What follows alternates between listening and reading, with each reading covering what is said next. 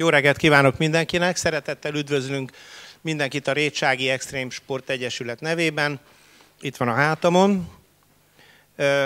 Nem tudom, hogy mennyire emlékeztek, 2 évvel ezelőtt egy kicsivel nagyobb létszámmal, de hasonló összeállásban és hasonló összeállításban tartottunk egy szakmai konferenciát, vagy nem tudom, minek nevezzem ezt, továbbképzést. Nem igazán továbbképzés, mert az arcokat látva én úgy látom, hogy olyan pilóták vannak itt, akik nekem tarthatnának továbbképzést, és nagy megtiszteltetés, hogy mi tarthatunk nektek ilyen előadásokat. Próbáltunk készülni, de azt is látom, hogy vannak olyan arcok, akikkel még nem találkoztam, véletlenül új pilóták. Tőlük előre is elnézést kérek azért, hogyha olyan dolgokat fogok mondani, amik az öreg pilóták számára triviálisak, és ugyanakkor a számukra meg lehet, hogy ismeretlen. De én azt gondolom, hogy az előadások nem arra valók, hogy itt most mindent megtanuljunk. Otthon nagyon sok mindent megtanultok. Ha valami ismeretlenség fordulna elő, akkor tisztelettel az öreg pilótákra azt gondolom, hogy nem most tegyétek fel a kérdéseket, hanem engem is szünetben megkereshettek, a Petős Anyit is szünetben megkereshetitek, hogyha olyan alapkérdés tisztázásra szorul, amit nem világítottunk meg kellőképpen. És egyébként meg én úgy gondolom, hogy az öreg pilóták mindegyike otthon a klubotokban el tudja mondani, hogyha esetleg nem teljesen világos, amiket itt most elmagyaráztunk. Én legalábbis ezt az előadásomat, amivel nyitni fogok, nem úgy állítottam össze, hogy vannak benne triviális dolgok, de hogyha 0 kilométeres ember van itt, akkor tőle előre is elnézést kérek.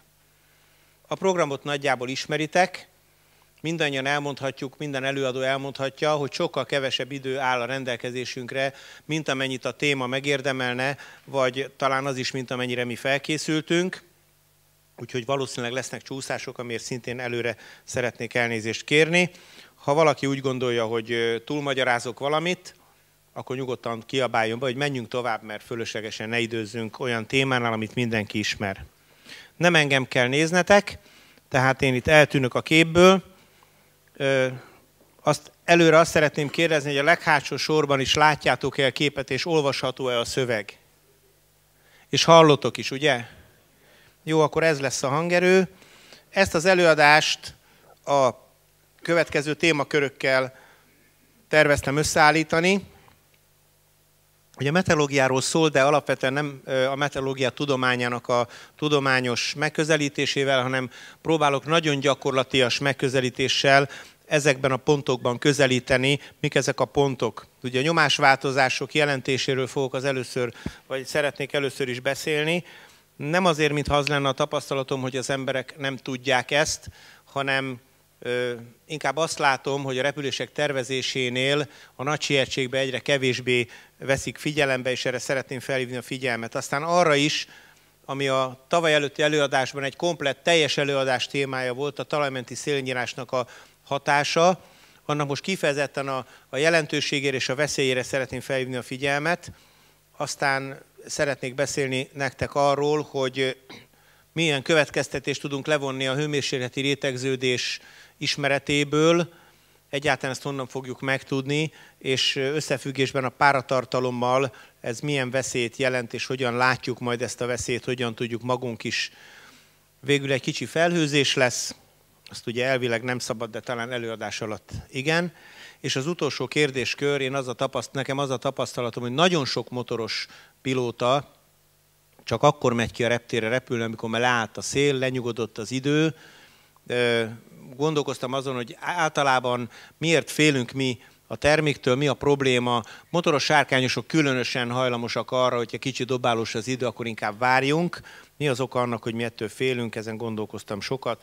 Hát ez mondjuk nem egy könnyű repülő, és nem is biztos, hogy az instabilitás okozta a vesztét, meg nem is biztos, hogy a termik, de a kép az nagyon jó arra, hogy elkezdjem az előadásomat.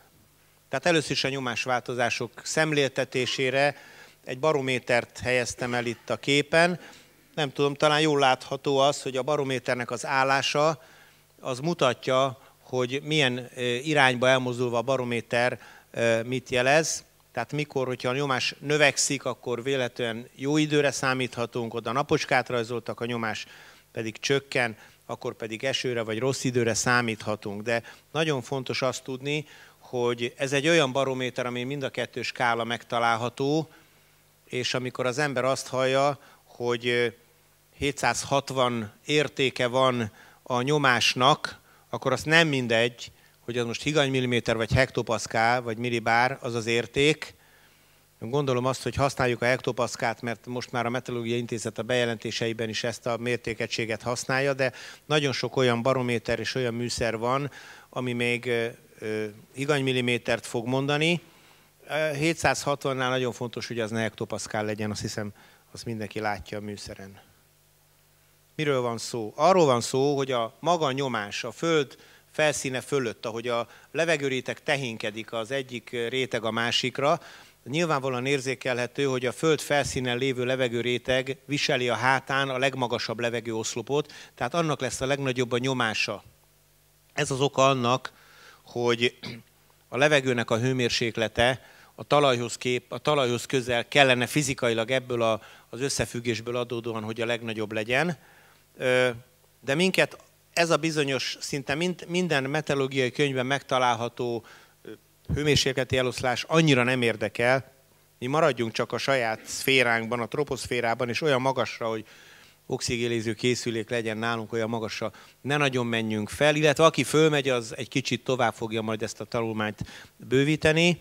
Én azt gondolom, hogy a magyar jogszabályoknak megfelelően, ami jelen pillanatban talán még mindig úgy szól, hogy transzponder és rádió nélkül 1200 méter közepes tengerszint feletti magasság fölé nem emelkedhetünk fel. Tehát ebben a rétegben gondolkodva bőven elegendő nekünk, hogyha azt a hőmérsékleti eloszlást nézzük, ami a legalsó részén van, az a hőmérsékleti eloszlás pedig a fizikai törvényszerűségek szerint természetesen nagyon sok változót leegyszerűsítve és nem beszámítva, azt mondhatjuk, hogy durván olyan 0,65 Celsius fok 100 méterenként az ebből adódó nyomás csökkenés fölfelé, illetve hőmérséklet csökkenés fölfelé.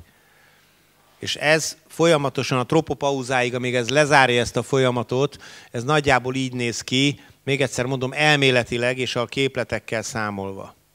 A nyomás az látható a számunkra, abban az esetben a megfelelő honlapra, a megfelelő meteorológiai oldalra megyünk fel, mert ugye azt mindenki tudja, vagy meg fogja tudni, hogy ezek az izobárok, az izo jelenti azt, hogy állandó, a bár azt jelenti latinul, hogy nyomás, tehát az állandó nyomású vonalak, azok mint egy topográfiai térkép ugyanúgy megrajzolják számunkra, hogy hol vannak a nyomásoknak a csúcsai, és hol vannak a nyomásoknak a mélypontjai, hol a legalacsonyabb a nyomás. Itt most magyarul A betűvel jelöltem ugye a mélypontokat, és M betűvel pedig a magassági pontokat, de nagyjából ugyanúgy viselkedik a dolog. Ha sűrűn vannak ezek a nyomásvonalak, akkor tudjuk, hogy ott kicsi távolságon belül nagy nyomásértékváltozás van, és hát akkor ezt érzékelni is fogjuk, mert ott nyilvánvalóan nagyon erős lesz a légmozgás. Az alacsony nyomásközpontok szinte mindegyik, ahol a legalacsonyabb, annak az oka és a következménye is az, hogy ott vélhetően egy alacsony nyomásközpontú rendszer működik, ezt ciklonnak hívjuk, és ugye a meteorológiában megtanultuk, hogy az északi féltekén a mozgás irányából adódóan nagyjából egy logikával képzelhető el, hogy attól alacsony a nyomás, hogy mintha lenne fölöttünk egy láthatatlan dugattyú, amit fölfelé húzunk, és ez a fölfelé húzás ez gyakorlatilag meg is valósul abban, hogy egy általános felfelé áramló légmozgás található ennek a nyomáspontnak a körzetében, ennek az alacsony nyomásnak a körzetében. Ez tehát azt jelenti, hogy ha a Föld északi felét nézzük, akkor a Föld forgásából adódóan ez a bizonyos fölfeláramló mozgás a jelentősen, minél távolabb vagyunk az egyenlítőnél, annál erőteljesebben elforgatva a Coriolis erővel, az óramutatói, fölülről nézve az óramutató járásával ellenkező irányba forog. Le tudunk vetíteni meteorológiai oldalakon olyan képet, ahol az elmúlt 36 vagy 24 óra valamilyen felbontásában mondjuk óránként lejátsza nekünk a felhőzetnek a mozgását, és nagyon jól lehet látni ezeken az oldalakon, hogy milyen irányban forog az a felhőcsomó, és az a felhőcsomó, amelyik az óramutató járásával ellenkező irányba forog, annak a középpontját is nagyjából megláthatjuk, és ha a középpontját megnézzük, akkor elképzelhető, hogy annak a középpontjában a legalacsonyabb nyomásértéket fogjuk tapasztalni a nyomástérképen. Ennek ellenkezője az anticiklon, ami egy lassú lefele áramlást jelképez, mintha egy dugattyút lefele nyomnánk, tehát ez egy nyomás emelkedéssel járó folyamat mindenképpen, és ezt mi meg tudjuk nézni, meg tudjuk látni, vagy a barométerünkön, vagy egész egyszerűen meg tudjuk nézni a magasságmérőnkön, hiszen a magasságmérőnk az egy barométer, alapvetően az barometrikus jelleggel a Laplace formulának a felhasználásával lett elkészítve, tehát amikor Récságra kimegyek a repülőtérre, és azt tapasztalom, hogy 20 méterrel magasabb a repülőtér szintje, mint amennyi tegnap volt, akkor nem az van, hogy a Keserű Laciék kitartó társadalmi munkával 20 méter földet hordtak a reptér, és magasabb lett a reptér topográfiai magassága, hanem úgy működik a műszer, mintha magasabbra kerültem volna. Ez azért van, mert csökkent a légnyomás értéke.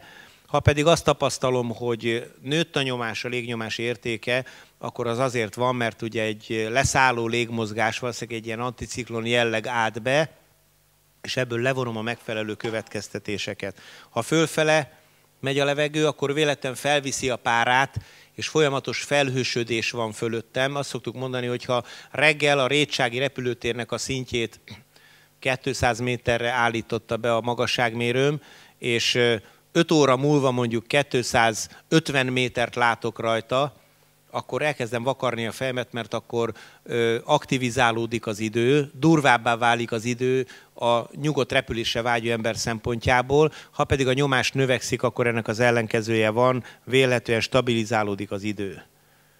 És ezt egy ilyen topográfiai térképen is meg lehet nézni. Hát nem a mai az állapot, mert a mai állapot az egyébként úgy néz ki, vagy a tegnapi állapot, hogy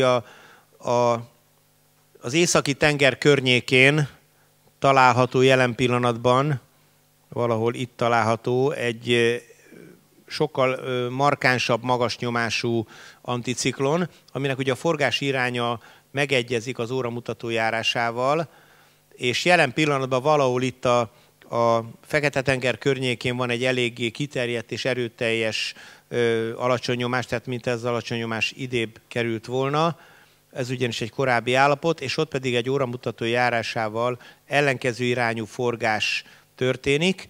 Magyarország ennek a két jelenségnek nagyjából a peremén képzelhető el, tehát nem véletlen és teljesen egyértelmű, a meteorológiának be se kellene mondani semmit, mivel itt van egy óramutató járásával egyező irányú levegőtömegforgás, itt pedig egy óramutató járásával ellenkező. A kettő között viszonylag nagy sebességű északkeleti szél fog beáramlani, ha már most nem ez történik a Kárpát-medencébe, és ez eléggé jól előrejelezhető. Talán ez a jelenség, amikor egy anticiklon és egy ciklon párban van, ez a legjobban előrejelezhető. A meteorológia szempontjából is a legstabilabb előjelzést ez adja. Nagyjából, amikor azt mondjuk, hogy itt ugye ez az állapot állt be, hogy miért van magas nyomás a vízfelszínek fölött. Mert az egy hűtőhatás, és a hűtőhatás törvényszerűen egy lefele áramló légmozgást fog eredményezni, és ezzel áramló légmozgás ez gyakorlatilag elég markáns anticiklonban is, illetve ciklonban is, anticiklonban is jelentkezik meg óramutató járásával egyező irányú forgásba, és ugyanakkor pedig, ha az Alpok fölött mondjuk egy markáns anticiklon állna össze, és annak pedig egy óramutató járásával ellentétes irányú forgása lenne, és ez a kettő párosodik egymással, akkor jelenik meg Franciaország fölött a 100 km, sokszor 100 km per óra feletti sebességgel fújó Mistral, ami több napig tart. Amíg az a két, az alacsony meg a magas nyomású jelenség odébb nem kotródik, vagy fel nem oszlik. Ha az anticiklont közelebbről megnézzük, ez egy nagyon jó példa, akkor annak a szerkezetében frontok mozognak. Azt kell tudni, hogy az anticiklon egy önmagát erősítő folyamat, mert amikor a talajról a felmelegedett levegő, ami belepárolgott, energiát tartalmaz, azért, hogy egy kilogramm víztömeg elpárologjon, ahhoz 2800 joule energiát kell vele közölnünk, és akkor fog elpárologni. Ha gázrezsóra rakom, akkor is, de ha a nap süti a földet, és a föld melegíti a párás levegőt, akkor is, akkor ez a levegő belepárolog, ez a nedvesség belepárolog a levegőbe, és elkezd fölfelé haladni, és hogy fölfelé halad, amikor ez kicsapódik a gázhalmaz állapotból a pára nedves halmaz állapotba, folyékonyba kerül, akkor leadja ezt az úgynevezett párolgási hőt, és energiát közvetít a környezetének, a környezete energiát kapott, tehát az anticiklon az gyakorlatilag egy energianöveglő, egy önmagát erősítő folyamat energetikai szempontból. És ennek az egyik vonala, nézzük meg, ez a piros pöttyös vonal, a ciklon, bocsánat. Azért mondok anticiklon, mert A betű van, ami azt jelenti, hogy alacsony nyomású. Én meg bedőlök ennek a hülyeségnek. A piros vonal itt azt jelenti a bütykökkel, hogy ez itt egy melegfrontzóna. Ha látnánk a felhőképet, akkor azt is látnánk, hogy ennek a melegfrontzónának a mögöttes részén valamilyen speciális felhőzeti forma alakul ki. Arról van szó, hogy a meleg levegő a talajon lévő hideg levegőhöz képest felcsúszik valamelyest, és felvisz magával valami párát, és mivel áramlással viszi fel a párát, réteges felhőzetet fogunk találni, attól függően, hogy mennyire nagy a nedvességtartalom. Ha nagyon nagy a nedvességtartalom, akkor a harmadpont már alacsonyabban, magasabb hőmérsékleten is jelentkezik, hiszen alacsonyabban van a magasabb hőmérséklet. Ha szárazabb a levegő, akkor a harmadpont magasabban, alacsonyabb hőmérsékletnél fog jelentkezni, és csapódik ki. A magasabban kicsapódó 5-6 ezer méteren, vagy 4-6 ezer méteren kicsapódó felhőzet az a cirrus felhőzet, réteges cirrus felhőzet a cirrus stratus, illetve alacsonyabban, a nagyobb a nedvességtartalom a meleg levegőből ki tud csapódni, még kisebb hőmérsékleten is a nagyobb nedvességtartalom, akkor pedig altostratus, vagyis középszintű rétegfelhők jelenhetnek meg az égen, és akkor abból a felhőzet képéből is, meg az előrejelzésből is, meg a forgás irányból is látom, vagy magából a nyomás térkéből, mert oda rajzolták a kedvemért a piros kis buborékos vonalat, hogy ott húzódik a melegfront zónája, és ha módom lenne ezt óránként lejátszani, akkor látnám, hogy a ciklonnak a közepe az A betű, most nem rontottam el, hál' Istennek, milyen irányba mozog, és közben még forog is. És abból le tudom játszani, hogyha a megelőző 4-6 órán keresztül ennek a melegfrontnak a mozgása ilyen irányú volt, akkor arra a területre, ahol én állok, odaérkezik-e, és körülbelül hány óra múlva érkezhet oda, és pár órát tévedhetek csak egy napos viszonylatban, annyira jól le lehet játszani ezeket a térképeket. A háromszöges kis kék vonal, az pedig egy hidegfrontzóna, ami pont az ellenkezője, ami a melegfrontnak mondható el. Tehát itt hideg levegő áramlik be a talajon, és bekúszik a talajon, a talajszinten lévő meleg levegő alá, vagy a szintre, felborotválja, és tolja fel, és ez egy stabil állapotnak tűnik, már abból a szempontból, hogy a hideg levegő az nehezebb, mint a meleg, tehát ő alul is marad, és egyre jobban be fog kúszni a területre. Ez azt jelenti, hogy egy hidegfrontvonulás mindig gyorsabb, mindig nagyobb sebességű, mint egy melegfrontvonulás, mert a hidegfront ebből adódóan, hogy egy stabil állapotban ömlik be a meleg levegő, hamarabb beérkezik a talajon.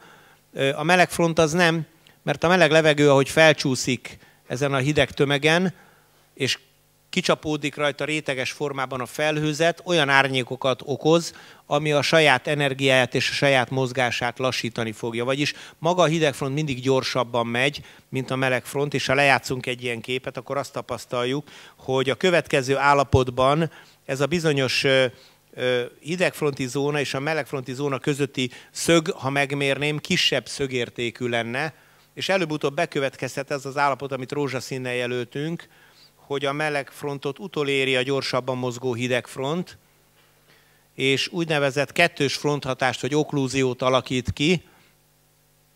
Nagyon nem kell magyarázni, nem javaslom ebbe az időben senkinek a repülést, mert ugyanis nem csak az történik, hogy valamilyen elképzelt forgáspont körül egy rádiusz mentén mozog a hidegfront, és bekavar valamilyen függőleges tengelyben a meleg levegőbe, hanem az is történik, hogy egy vízszintes tengellyel is surlódás jön létre a levegőben, tehát több tengelyű rotorok alakulnak ki az oklúziónak a határán, ami repülés nem csak lehetetlenné, de ha valaki gondolja, hogy a lehetetlenre vállalkozik, akkor még veszélyessé is teszi.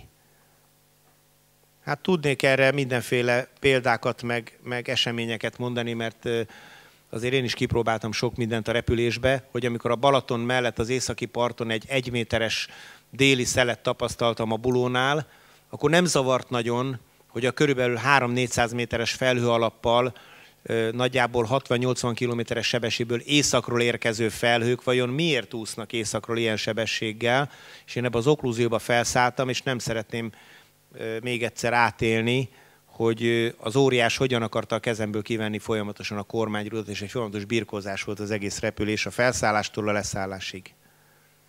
A nyomásról még mindig annyit, hogy tehát, hogyha húzzák ezt a dugattyút fölfelé, vagyis a nyomás csökken, hogyha a nyomás csökkenés értékeit is meg lehet itt nézni, tehát hogyha én azt látom a magasságmérőmön a talajon, hogy 16 métert változott a nyomás, mondjuk csökkent, akkor az 2 millibár nyomás változás értéknek felel meg, és ha följebb megyek, akkor már az, hogy logaritmikusan változik, azt jelenti, hogy például 5000 méteren nagyjából 500 millibáros értékeket mérhetünk, vagy hektopaszkálosokat, ott már ahhoz, hogy 1 millibár változás történjen, 15 métert kell a magasságban változzunk, de ezt a magasságmérőnk tudja, tehát ő nem fog emiatt 5000 méteren majd csalni és úgy csinálni, mint hogyha az 1 millibár változás csak 8 méter lenne.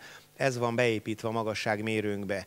És hogyha persze a nyomás növekszik, akkor pedig egy felhőoszlató hatás is mutatja ezt az egész képet, és ne felejtsük el, hogy milyen mértékrendszerben nézzük ezt a nyomásváltozást. Fontos lehet, mert egyrészt hozzá tudom illeszteni a meteorológiai előrejelzési ismereteimhez, mert az elmondta, hogy majd mi fog történni, vagy a jellegét mondja el, hogy ciklon érkezik, tehát vélhetően nyomás csökkenést fogok érzékelni, de sok esetben még a nyomás csökkenés mértékét is meg tudom nézni a nyomás térképeken. Hogy kerül a nyomás és a nedvesség egymáshoz kapcsolatba? Hogy azt szoktam mondani, hogy a meteorológiában általában minden mindennel összefügg. Itt az összefüggést az okozza, hogy a száraz levegő a legsűrűbb, tehát abban az esetben, hogyha száraz levegő közelben vagyunk, télen nagyon sokszor száraz a levegő, és a száraz hideg levegő nagyon sűrű. Ez azt jelenti, hogy sok esetben egy téli repülés során a hideg száraz levegőben, a nagy sűrűségű hideg száraz levegőben a gyengébb szelet is erősebbnek érezzük, a gyengébb széllökést is erősebbnek érezzük, viszont a levegő nem annyira fortyog.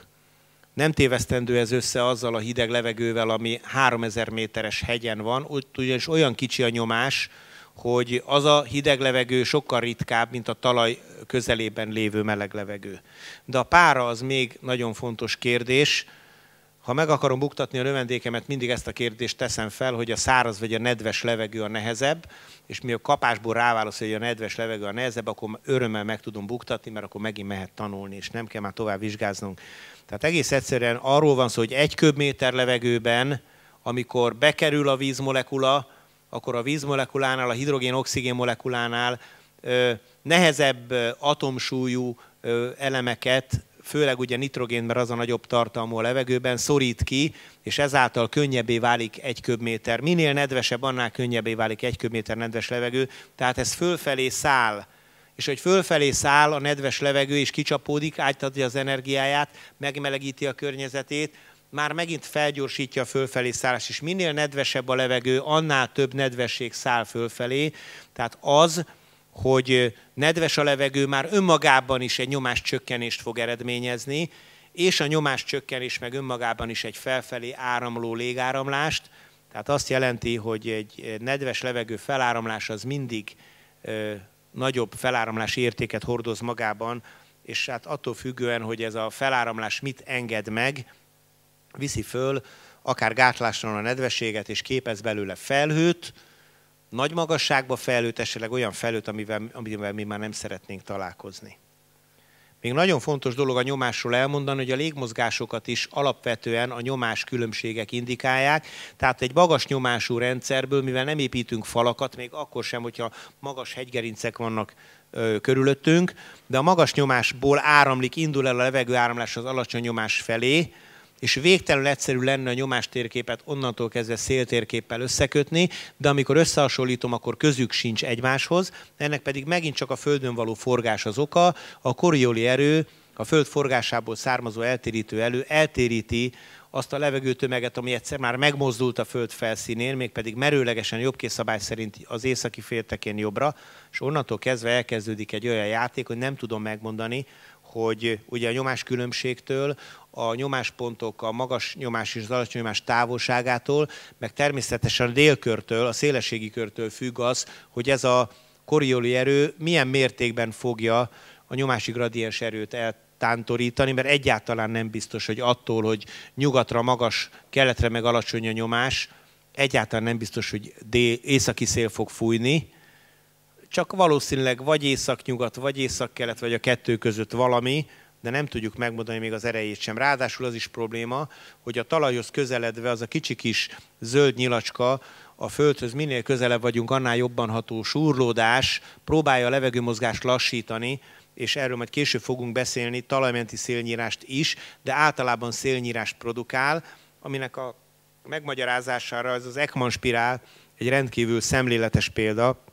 Ugye a Studzernek a vitorlázórepülő könyvéből vettem ki, nagyon sok mindent vitorlázórepülő dolgokból veszünk ki, hiszen ugyanaz a meteorológia nekik is, mint nekünk, és itt nagyon szemléletesen látszik az, hogy ha normálisan működik a meteorológia, ha nincsenek extrém, speciális hatások, akkor bizony egy délnyugati szél, egy 5 méteres délnyugati szél a fejünk fölött már elképzelhető, hogy egy 1000 méter, 1200 méter, egy 10 méter dupla akkora nyugati szélként fog jelentkezni. Nem véletlen, hogy ennek a tudatában egyszer mikor még női válogatott keretnek voltam, a siklányos válogatott keretnek voltam a vezetője, akkor Egerben, északnyugati lejtőn kiírtam egy távot, és mondtam, hogy tehát déli irányba kell menni, ott van a táv, és fejemre olvasták, hogy tehát északnyugati szél fúj.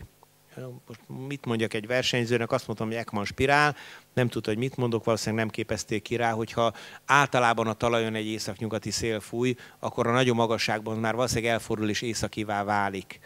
Természetesen lehet látni a nagy magasságban lévő légmozgásnak az irányát is, meg a sebességét is egészen pontosan, hiszen a felhők nem tudnak olyan gyorsan képződni, hogyha élénk felhőmozgás van, akkor a talajra rajzolt árnyékból ne tudnék egy irányt, meg egy sebességet leszámítani. Tehát maga az Ekman spirál, a talajon mérem a szél irányát és a sebességét, és a felhők mozgásának az árnyékából pedig a talajon következtetek az ottani szélirányból és mozgásból. Na, nagyon sokat beszélek, kicsi gyorsítok a talajmenti szélnyírásról.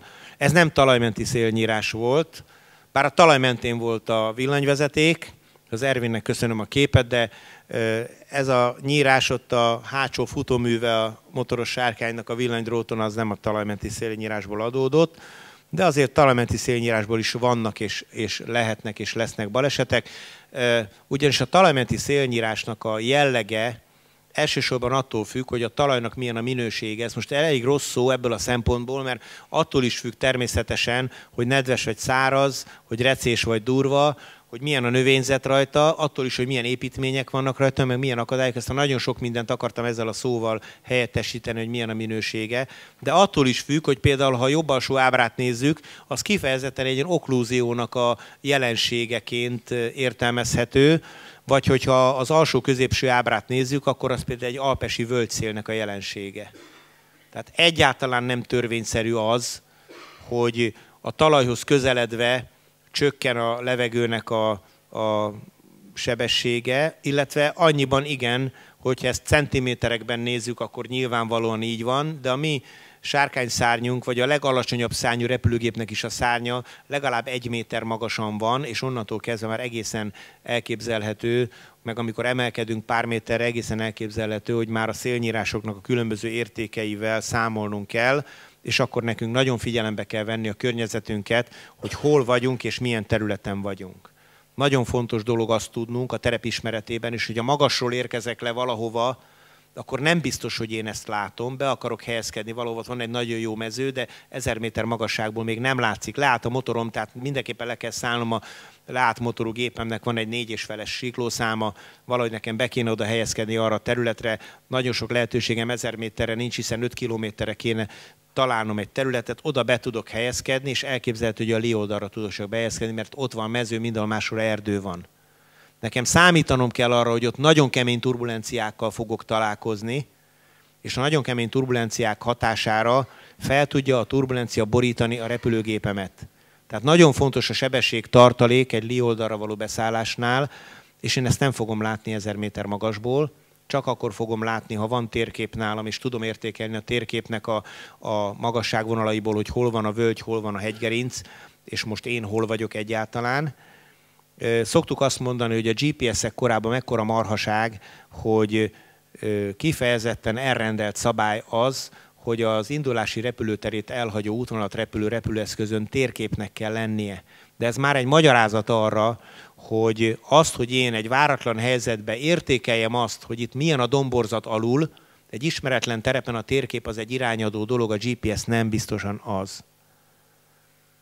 És természetesen ugye leállított motornál az is nagyon sokat számít, egy nagyobb távolság nyerése esetében, hogy tisztázzam azt, hogy most a szél felőli oldalon repülök, ahol esetleg a levegőnek egy tartós feláramlásával, ugye a vitorlázó repülők itt lejtőznek meg a siklaernyősök, sárkányosok, és ez is segíthet rajta, hogy elérjek egy olyan területet, ami a leszálláshoz segít. Tehát nagyon fontos dolog tudni, hogy a talajmenti szélnyírás az a talajhoz közeledve lévő fékezésből jelenik meg, és azt is nagyon fontos dolog tudni, hogy ez a talajmenti szélnyírás, ez igazából turbulenciát jelent a számomra, és nem nagyon szeretjük a turbulens áramlást a szárnyunk körül, mert nekünk bőven elegendő az a turbulencia, ami belőlünk fakad, hogy még a környezet is ezzel vagy környezetben lévő turbulenciákkal is foglalkozni kelljen, az minket idegesít kifejezetten. Tudni kell azt az általános ökölszabályt, hogy egy nagyjából 10 méter per szekundumos erősségű szélben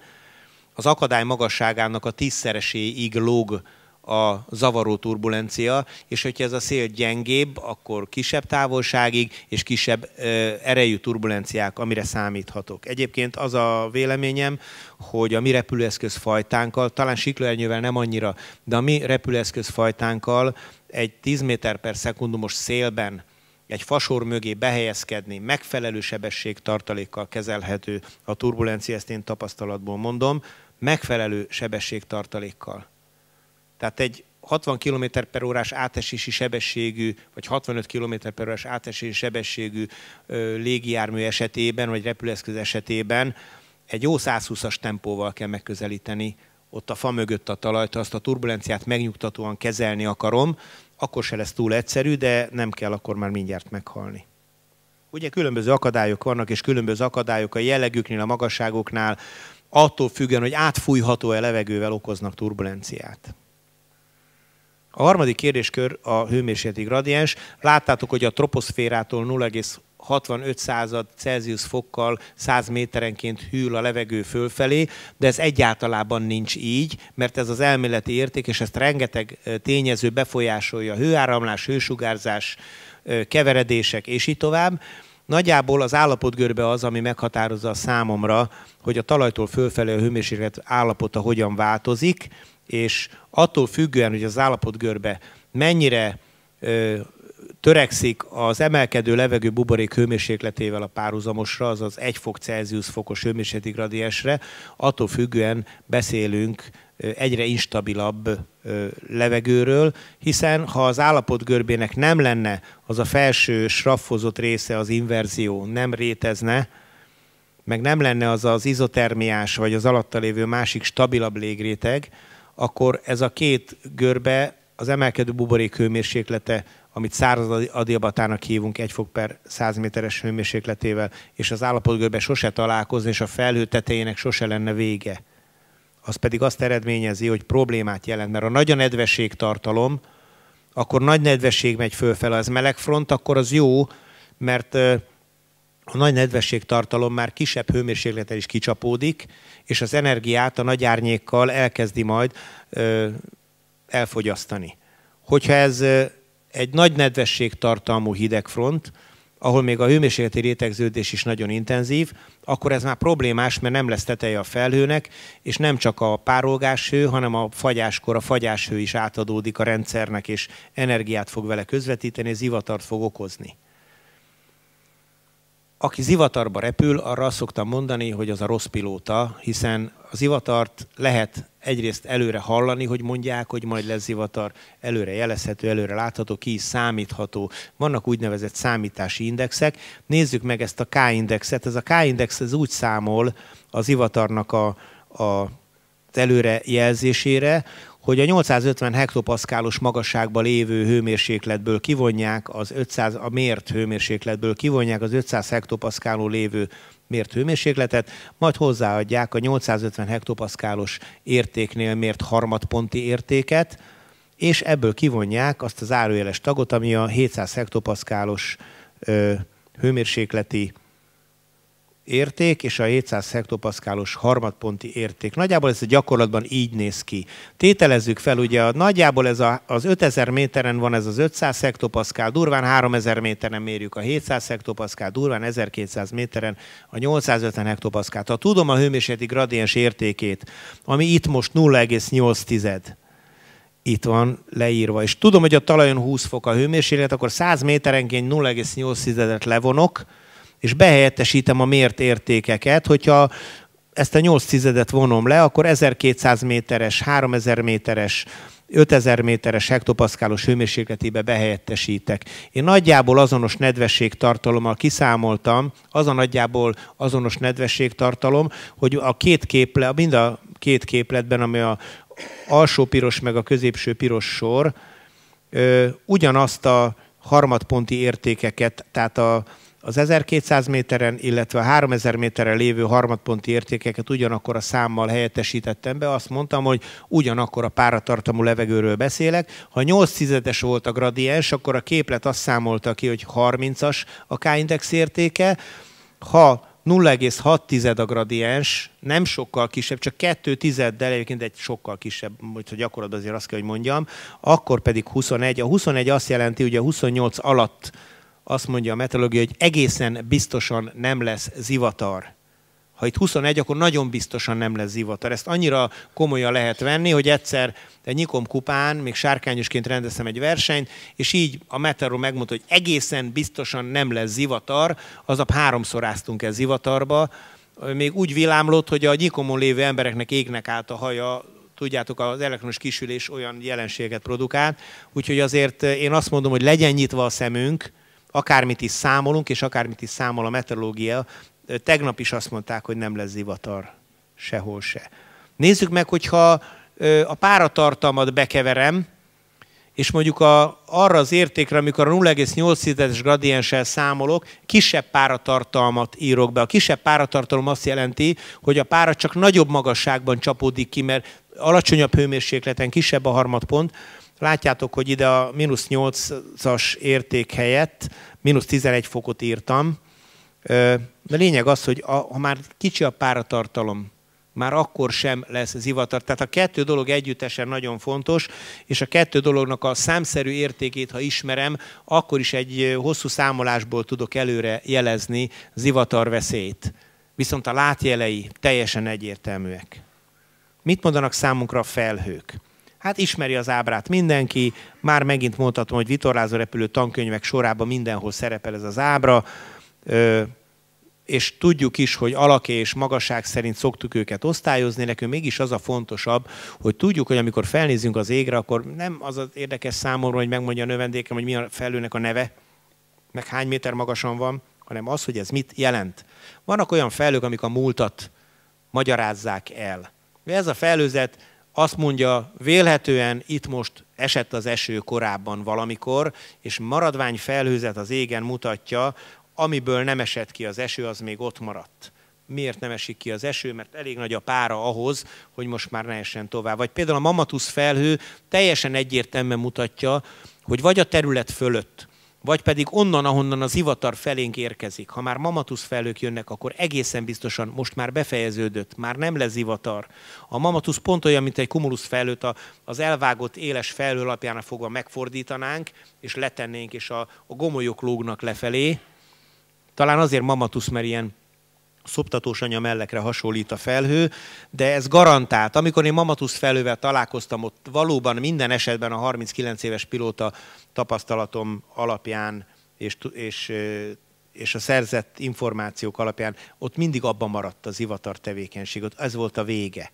Aztán például volt zivatar, és már vége is lett, de egy-két nappal később még mindig nedves a talaj, a nagy zivatar, tehát felhőképződés van, de még a múltról beszélnek a felhők számomra, hogy mi volt. És ezeket maradványfelhőknek hívjuk alapvetően. Tehát itt például a melegedés hatására a felhőnek az alsó részei, nem biztos, hogy zivatarfelhők voltak, lehet, hogy cumulus congestusok voltak, de az alsó részei meg szétpárologtak, de a csúcsok még megmaradtak, és lettek belőle jó kis bárányfelhők. Vagy például beszélet nekünk ez a jelenség a jövőről. Egyrészt tudnom kell, hogy ez a felhőzet mikor alakult ki. Ha reggel 8 órakor ilyen felhőzet van, akkor már kezdem vakarni a fejem, hogy hogyan lehet ilyen korai cumulus képződés, és már nézem, hogy vannak-e zivatar előrejelzések, meg mik vannak. Délután 3 órakor van ilyen kép, akkor nyilvánvalóan az volt, hogy délig, 1 óráig még teljesen kék volt az ég, és aztán azért csak-csak a nagy besugárzásra elkezdtek kipattani a cumulusok. Nem nagyon valószínű. Tehát ez a felhőkép egyrészt jelenteti azt is, hogy féljünk, mert zivatar lesz, meg azt is, hogy nem lesz semmi baj, csak nem mindegy, mikor látjuk ugyanezt a képet. Beszélet a jövőről az is, hogy bejön egy strátusz a magasba, vagy a középrétegben, és akkor tudom, hogy aha, érkezik a melegfronti zóna. Nagyon érdekes megtapasztalni, hogy amikor fölszállok, a melegfront beérkezésével a forgás miatt meg fog változni a szélirány. Van olyan, hogy ahol a melegfrontnak a határa van, ott a szélirány pár méteren belül 180 fokot változik meg. És akkor, ahogy repülök, leszálltam, fölmentem. Mi történik? Ahogy megyek föl, és ezen a szélnyíráson átmegyek, megfogja jóisten az árbocomat, ha van, akkor meg nincs, akkor meg a gerinc végét, vagy a botkormányos gépnek a nem tudom miért, és jól megrázza. És akkor nem tudom, mi történik, és egyszer csak az a repülő, ami a GPS jel szerint 120-szal haladt, hirtelen csak 80-nal halad, vagy 60-nal. Nem értem, mi történt, de hogy nem értem, beérkeztem a magasban érkező melegfrontzónába. Aztán leszállok, iszok egy kólát, sört nem ijatok, fölszállok, és ugyanez a jelenség megjelenik 200 méterrel lejjebb. És hogy telik az idő, a magasban érkezik, és egyre lejjebb bejön az, amit lerajzoltunk korábban. Tehát nagyon jól lerajzolja nekem a jövőt egy ilyen strátuszfelhő is, meg maga a jelenség is, megtapasztalhatom, hogy ez történik. Így van, ez van. Följön a meleg levegő, és ahogy érkez, mindig a meleg levegő, a melegfront mindig fölül jelenik meg, mindig látom, és aztán érzem. A hidegfront pont fordítva van, azt mindig érzem, és aztán meg később látom. Veszélyt is jelenthetnek a felhők számunkra. A veszély, jaj de jó, itt a veszély, mondja a kép, mert hogyha megjelenik egy nagy tömegű cumulus tetején, vagy egy cumulus congestus tetején a jégsapka, hogy ne latinul beszéljünk, akkor az már egyértelműen azt jelenti, hogy elkezdte a fagyáshőt is átadni a rendszernek, a környezetének a feláramló párás levegő, és az onnantól kezdve már nem fog megállni, csak cirruszos kiterjedés formájában nem sokára ülő lesz, de ha nem látok jégsapkát, maga a felhő alakja akkor is jelezheti, hogy egy lokális zivatar van valahol, és a szélirányokból következtethetek belőle, hogy most mi van. Ha ez viszonylag közel van hozzám, akkor megfordítja a szélirányt, és elkezdi magába szívni a levegőt. És amíg felém fújt a levegő, megáll, és elkezd ő felé fújni, és érzékelem, és tökéletesen elmagyarázza számomra a felhőkép és a szélirány, hogy miről van szó, tehát a felhők számunkra információkat jelentenek, vagy jelentik a szélnek az irányát, a sebességét, a szélirányváltozás jövőjét, hiszen a magasban látom a szélnek az alakját, nem mindig látom Michelangelo-nak az arcát, de nem tudom, ott mennyire látszik, de hogy a szélnek az alakját, irányát lehet látni. Mi itt a légáramlásnak az alakja, amikor az a felhő egy helyben áll? Hát ha egy helyben áll a felhő, nyilvánvaló szélcsend van, mondják a laikusok. De mi tudjuk azt, hogy ebben a felhőben a hullámzás hatására egy 80-100 km/h vagy annál erősebb széláramlás zajlik, és valószínűleg, ha most még a talajon nincs ilyen, meg nem volt, akkor nem sokára lesz, mert ez magával fogja sodorni a talajon lévő légáramlást is. Jó? És hát persze ez egy görgő hullámfelhő, ami aztán érdekes, nem véletlen egyébként, hogy amikor azt mondja a meteorológia, hogy alto cumulus lenticularis, vagyis gomolyos lencsefelhő, és fölnézek az égre, és a gomolynak egy darabját sem találom, akkor azt mondom, minden meteorológus hülye, hogy lehet. Nem, dehogy is, hanem itt pontosan cumulus felhőről van szó, csak az erős áramlás teszi olyanná, amilyen. És aztán van olyan is, amiről nem is akarok beszélni, mert nem is tudok. Miért félünk a termiktől? Azért félünk a termiktől, mert turbulencia, és már mondtam, hogy nem szeretjük a turbulenciát, mert kiszámíthatatlan, még áramlás-leválás is okozhat. A termik nem egy hőlégballon, megmelegítettük, és mint egy lufi fölfelé száll.